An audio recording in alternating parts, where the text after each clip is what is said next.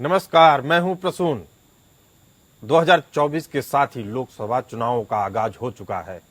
राम मंदिर के निर्माण के साथ ही लग रहा है बीजेपी चुनावी बैतरणी का आधा रास्ता पार कर लिया है।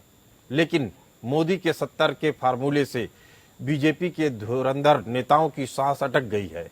युवाओं की महत्वाकांक्षा को राजनीति में उतारने के लिए माना जा रहा है कि बीजेपी इस बार भी 70 साल से ज्यादा उम्र वाले नेताओं को लोकसभा का टिकट नहीं देगी। इस लिस्ट में 56 नेताओं का नाम है जो या तो 70 साल के हैं या 70 साल से ज्यादा के हैं। इस लिस्ट में राजनाथ सिंह, वीके सिंह, राव इंद्रजीत सिंह, श्रीपाद नाइक, अर्जुन राम मेघवाल, गिरिराज सिंह, राजेंद्र अग्रवाल, रविशंकर प्रसाद, एस अहलूवालिया, पीपी चौधरी, संतोष गंगवार, राधा मोहन सहित जगदम्बिका पाल का भी नाम आ रहा है। सूत्रों की माने तो पीएम मोदी की अध्यक्षता में पार्टी की केंद्रीय चुनाव समिति की बैठक इसी महीने की अंतिम तारीखों में हो सकता है। बीजेपी की चुनावी रणनीति है कि 70 या 70 पार से ज्यादा उम्र के नेताओं को मौका नहीं मिलेगा। पहली लिस्ट में उन 150-60 उम्मीदवारों के नामों का ऐलान हो सकता है जिनकी जीत 100% तय मानी जा रही है। उन्हें अधिक से अधिक सीटों पे बीजेपी अधिक से अधिक सीटों पे चुनाव लड़ने का मन बना चुकी है। इस पूरे मसले पर चर्चा करने के लिए हमारे साथ जुड़े हुए हैं डॉक्टर प्रीति शेखर जो बीजेपी प्रवक्ता हैं, गोपाल कृष्ण कांग्रेस प्रवक्ता हैं। आप सभी मेहमानों का स्वागत है। गोपाल जी, बीजेपी की रणनीति है कि पार्टी को युवा बना के रखा जाए, आपकी क्या रणनीति है? तो अगर युवा बना के रखना चाहते हैं तो प्रधानमंत्री नरेंद्र मोदी जी और अमित शाह दोनों को नहीं लड़ना चाहिए। प्रधानमंत्री खुद 75 साल के हैं। बताइए। बीजेपी प्रवक्ता डॉक्टर प्रीति जी, इसे किस तरीके से लेना चाहिए? क्या उम्र दराज नेताओं को किनारे करने की एक रणनीति के तौर पे लेना चाहिए या युवाओं और महिलाओं को मौका दिया जा रहा है उस तरीके से लेना चाहिए? बिल्कुल, आपने जो प्रश्न कहा उसमें मैं यही कहना चाहूंगी कि भारतीय जनता पार्टी की सोच अभी बिल्कुल है कि महिलाओं को आगे बढ़ाना चाहिए, युवाओं को आगे बढ़ाना चाहिए। लेकिन यह मतलब उसका नहीं है निकाला जाना चाहिए कि इसमें जो उम्र दराज जो अनुभवी लोग हैं, जो हमारे जिन नेताओं ने हमारे पार्टी के लिए संघर्ष किया और बहुत कड़े संघर्ष के बाद आज हम लोग इस स्थान तक पहुंच पाए हैं, तो उनमें पार्टी को यहाँ तक लाने में जिन नेताओं का बहुत योगदान रहा है उनके योगदान को भी नकारा नहीं जाना चाहिए। और आज तो युवा दिवस पूरा विश्व मना रहा है और आज के दिन जो स्वामी विवेकानंद जी की जयंती भी हम लोग मना रहे हैं, तो हम निश्चित चाहेंगे कि युवाओं को मौका मिलना चाहिए, महिलाओं को मौका मिलना चाहिए। और भारतीय लोकतंत्र में इस बार की संसद ने जो एक अभूतपूर्व कदम उठाया है कि नारी शक्ति वंदन विधेयक अधिनियम को पारित करके, तो ये जब भविष्य में जब हम संसद में महिलाओं को भेजने की बात करेंगे, विधानसभाओं में महिलाओं को भेजने की बारी आएगी, तो उसके लिए पृष्ठभूमि तो अभी से तैयार करनी पड़ेगी। पृष्ठभूमि तैयार करनी पड़ेगी। ये वुमेन लीडरशिप अचानक से तो नहीं डेवलप हो जाएगा। अभी भी महिलाएं हैं, बहुत आगे बढ़ी हैं निसंदेह, लेकिन आगे बढ़ना है। तो इस लिहाज से देखें तो हम अगला विजन हमारा है कि हमारे देश को विकसित भारत बनाना है। तो एक भविष्य के लिए लीडरशिप को एक के लिए प्लेटफॉर्म तैयार करना, एक प्लेटफॉर्म तो तैयार करना है। नरेंद्र मोदी गोपाल कृष्ण जी, सोच है। गोपाल कृष्ण जी, आप इस प्लेटफॉर्म में कहाँ पिछड़ रहे हैं? युवाओं को मौका मिले, कहीं नहीं पिछड़ रहे हैं। झूठ का दुकान चल रहा है। प्रधानमंत्री जी ने महिलाओं के लिए जो बिल लाया है वो पता नहीं 1934 में, 2034 में या 2044 में लागू होगा जब प्रधानमंत्री। आप लोग इस तरीके की बातें करते हैं तो जानबूझ के सरकार की उपलब्धियों पे एक तरीके से पानी डालने की कोशिश करते हैं। आपको भी मालूम है कि वुमेन्स बिल कब लागू होगा, 44 में लागू होगा कि 34 में लागू होगा, लेकिन आप ये मेरे मुंह से सुनना चाहते हैं। फिर आप कहेंगे मुझसे कि आप बीजेपी के प्रवक्ता की तरीके से बात कर रहे हैं। विषय इतना है कि आप लोग खुद ज्ञानी आदमी हैं। मेरी बात सुन लीजिए गोपाल कृष्ण जी, आप लोग ज्ञानी आदमी हैं। सरकार की उपलब्धियों को कम से कम बहुत क्रेडिट मत दीजिए, लेकिन आंकड़ों पे तो डटे रहिए। मेरा एक सवाल है कि आपके युवा नेता को सुन लीजिए गोपाल जी, आपके यहाँ जब युवा नेताओं को आगे बढ़ाया जाता है तो जो बुजुर्ग नेता हैं वो अपनी सीट नहीं छोड़ते हैं। होता क्या है कि विधानसभा चुनाव होता है, हार जाते हैं, जी, हार जाते हैं। अगर मान लीजिए आपका जैसे राजस्थान की बात कर लीजिए, गहलोत जी हार गए, अब आपकी युवा लीडरशिप अब आएगी, उसको कितना तरजीह मिलेगा नहीं मिलेगा, मन में संशय है। ये तो इस तरह का बढ़ावा या इस तरह की बातें तो शीर्ष नेतृत्व ही दे सकता है।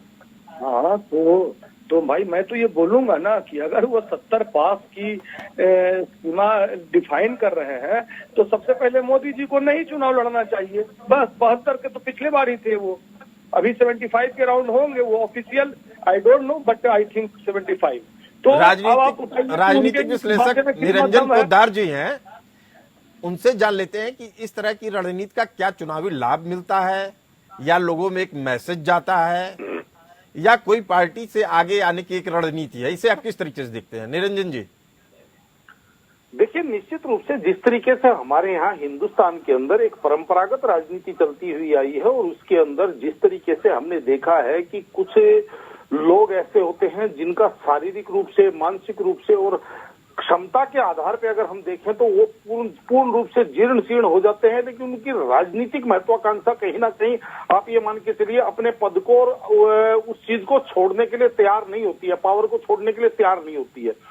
जबकि होना ये चाहिए कि अगर वास्तव में अगर आप राष्ट्र के विकास और राष्ट्र के भले के लिए अगर आप देखें तो जिस तरीके से आपने देखा होगा कि आज तमाम जो विकसित देश हैं उनके अंदर विशेषकर जो यूथ है, यूथ राजनीति के अंदर बड़ी अग्रणी भूमिका निभाता है, यानी कि युवा वर्ग को वहां पे ज्यादा मौका मिलता है। लेकिन हमारे यहाँ क्या होता है, हमारे यहाँ एक युवा अवस्था तक तो कोई व्यक्ति जो है आप ये समझ लीजिए जिले से लेकर के और केंद्र प्रदेश की कार्यकारिणी तक भी नहीं पहुंच पाता। उसका कारण केवल और केवल यही है कि जो वयोवृद्ध और जो वरिष्ठ नेता हैं वो अपना स्थान छोड़ने के लिए तैयार नहीं। जबकि आपको पता है कि हमारी संस्कृति और हमारी परंपराओं में भी ये चीज देखी जाती है कि जब नई पीढ़ी आ जाती है तो जो घर के जो वृद्ध और जो वरिष्ठ लोग होते हैं वो केवल सलाहकार और मार्गदर्शक की भूमिका में होते हैं, और बाकी का जो काम है या कार्य है या परिवार को चलाना है या किसी भी प्रकार को किसी भी चीज की भागदौड़ है उसको संपन्न करने का काम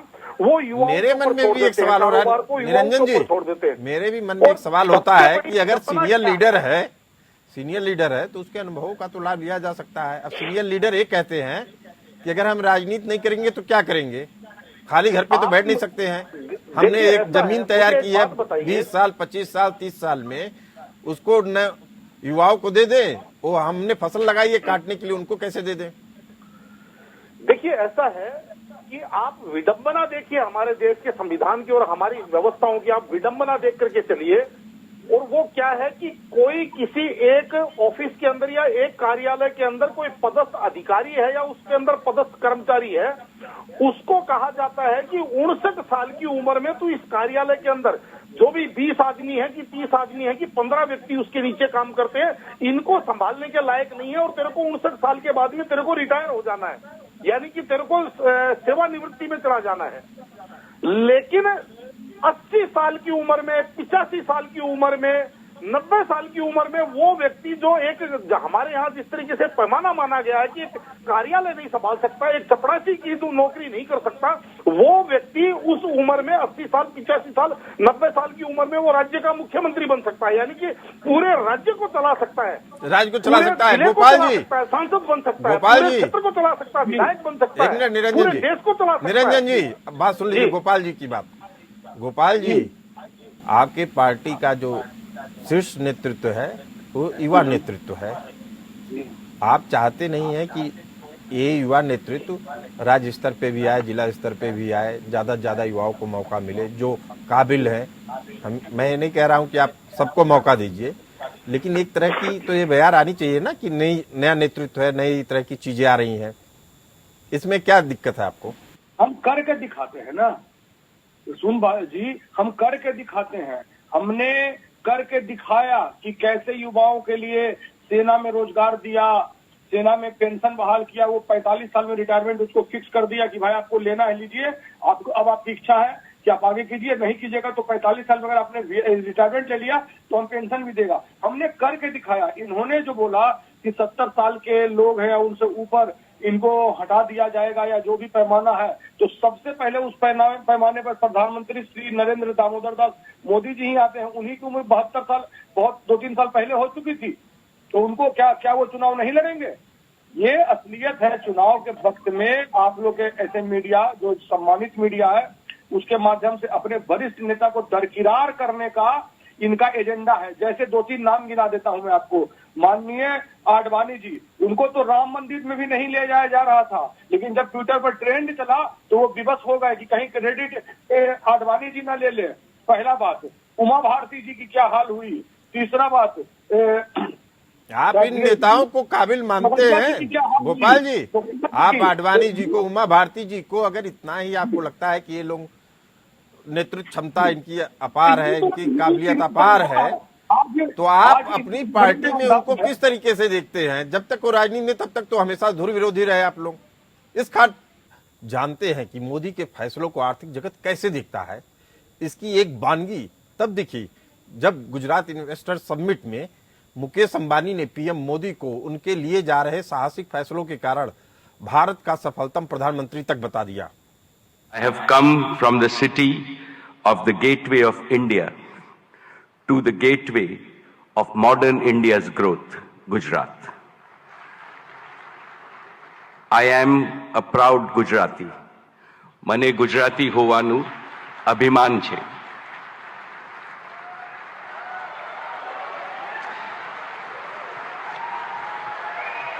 When foreigners think of new India, they think of a new Gujarat, Navu Gujarat.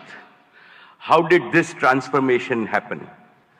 Because of one leader, our beloved leader who has emerged as the greatest global leader of our times. And he is Shri Narendra Bhai Modi, the most successful Prime Minister in India's history. Most respected Shri Narendra Bhai Modi ji, when you speak, the whole world not only listens but applauds you. My friends abroad ask me, what is the meaning of the slogan millions of Indians are chanting, Modi hai to mumkin hai? I tell them, it means India's Prime Minister makes the impossible possible with his vision, determination and execution. They agree and they also say Modi hai to mumkin hai. Ambani बता रहे थे, मुकेश अंबानी बता रहे थे कि विदेश भर में यह है कि मोदी हैं तो मुमकिन है। मोदी पे भरोसा बढ़ता जा रहा है, विदेशों में मोदी पे भरोसा बढ़ता जा रहा है। देश में कांग्रेस नेताओं का भी भरोसा थोड़ा बढ़ गया है, इसीलिए उनको तमाम तरह की बातें कही जाती हैं। हमारे साथ हैं चर्चा के लिए कांग्रेस प्रवक्ता गोपाल कृष्ण जी। आपने सुना मुकेश अंबानी ने क्या कहा? जी, मैंने सुना और मैं अब कहना चाहता हूं कि मुकेश अंबानी ने अपनी बेइज्जती किया है और अपने स्वर्गीय पिताजी की बेइज्जती किया है, ये कह के जिन्होंने रिलायंस इंडस्ट्रीज को फाउंड किया। मैं मुकेश अंबानी को बिल्कुल क्रेडिट नहीं देता हूं। मैं माननीय स्वर्गीय धीरू भाई अंबानी जिन्होंने स्क्रैच से खड़ा किया। महोदय, आप और हम सब जानते हैं कि हमें नौकरी मिलती है बड़े बड़े डिग्रियों पर। अरे हम मुकेश अंबानी चर्चा नहीं कर रहे हैं, मोदी जी की उपलब्धियों पे भी चर्चा नहीं कर रहे हैं। हम ये कह रहे हैं कि जो युवा भारत है, जो नौजवान भारत है, उसकी आकांक्षाओं को पूरा करने के लिए क्या भारत तैयार है? इस पे अंबानी जी कह रहे हैं कि हाँ तैयार है। वो कांग्रेस की उपलब्धि है। कांग्रेस के समय उनकी इंडस्ट्री स्टार्ट किया गया, आज ग्लोबल हो गया, तो ये भी कांग्रेस की उपलब्धि है जिन्होंने ऐसा एनवायरमेंट दिया। आज जो वाइब्रेंट गुजरात, ये विषय बात का है कि किसकी उपलब्धि है, अंबानी की है कि कांग्रेस की है। अब आप उनकी भी उपलब्धियों को कांग्रेस की उपलब्धि बना देंगे। ऐसे अंबानी ही नहीं, ऐसे हजारों बिजनेसमैन, महिंद्रा का आप नाम ले लीजिए और बड़े बड़े सॉफ्टवेयर इंडस्ट्री डॉक्टर प्रीति इनकी उन्होंने अपना बेइज्जती किया। युवाओं, महिलाओं के लिए बीजेपी की क्या रणनीति होगी 2024 में? अगर मान लीजिए कि आपकी पार्टी आती है सत्ता में, तो उसको लेके किस तरीके के बदलाव देखने को मिलेंगे? देखिए, हमारे प्रधानमंत्री जी ने पहले ही स्पष्ट किया कि देश में जो जातियों का जो एक अभी बोलबाला चल रहा है, उसको उन्होंने स्पष्ट किया कि हमारे देश में जो जातियां हैं उसमें से महिला है, युवा है, किसान है और जो गरीब हैं, यही 4 जातियां हैं। तो उन्होंने स्पष्ट कर दिया अपनी रणनीति की महिलाओं और युवाओं के लिए वो क्या खास चाह रहे हैं, क्या खास सोच रहे हैं। मुझे हंसी आ रही थी, हमारे कांग्रेस के प्रवक्ता लगातार अपने जो इंडस्ट्रियलिस्ट हैं उनकी उपलब्धि न बताकर अपने पार्टी को ऊपर कर रहे थे।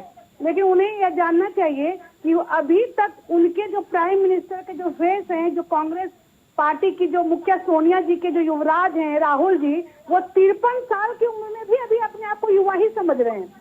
क्यों नहीं समझे? लेकिन वो युवा कैसे कोई कार्य कर नहीं रहे हैं, लेकिन उसके बावजूद भी यदि वो युवा है तो निश्चित तौर पर यहाँ पर प्रीति जी जवाब सुन लीजिए, गोपाल कृष्ण जी जवाब दे रहे हैं। प्रीति जी 4000 किलोमीटर पैदल कश्मीर से कन्याकुमारी हम जनता के बीच में पैदल चले।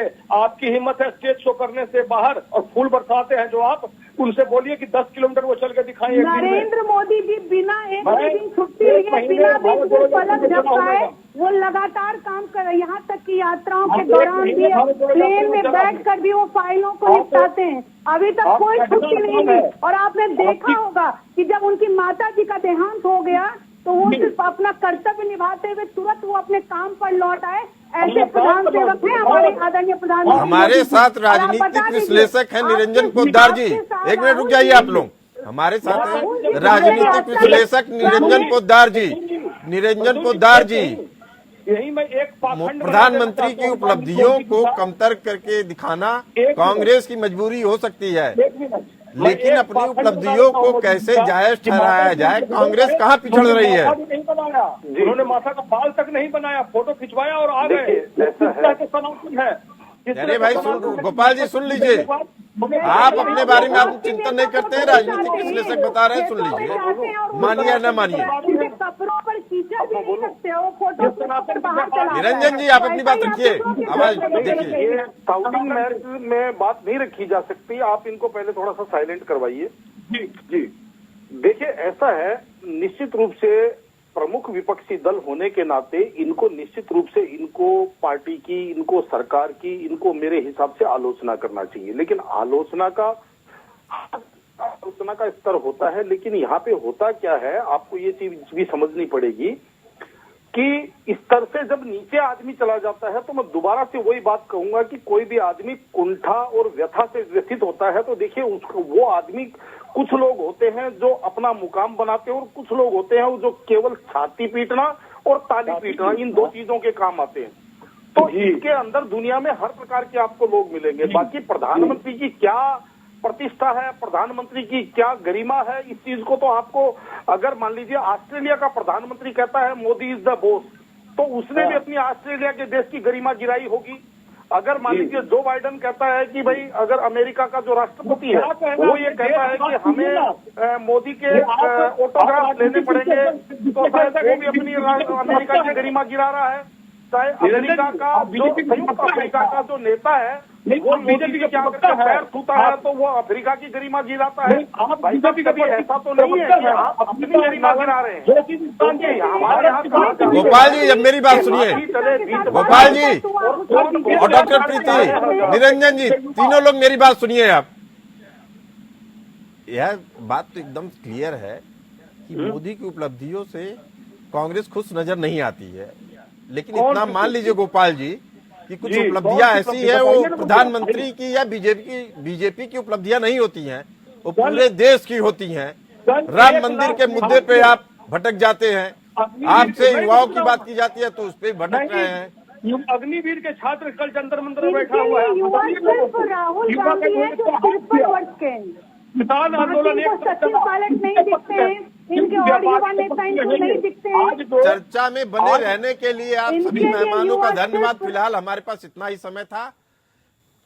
आप सभी मेहमानों का एपीएन न्यूज से जुड़ने के लिए धन्यवाद। इस चर्चा में एक बात तो साफ है कि मोदी बीजेपी को ऐसा दल बनाना चाह रहे हैं जो युवाओं, महिलाओं, गरीबों, किसानों की महत्वाकांक्षाओं को प्रतिबिंबित करती हो। यह रणनीति विपक्षी दलों के उन उम्रदराज नेताओं पर भी दबाव बनाने का काम कर रही है जो सालों से बिना परिणाम के राजनीतिक दलों में खास भूमिका निभाते चले आ रहे थे। तो अब हमें दीजिए इजाजत, देखते रहिए एपीएन न्यूज।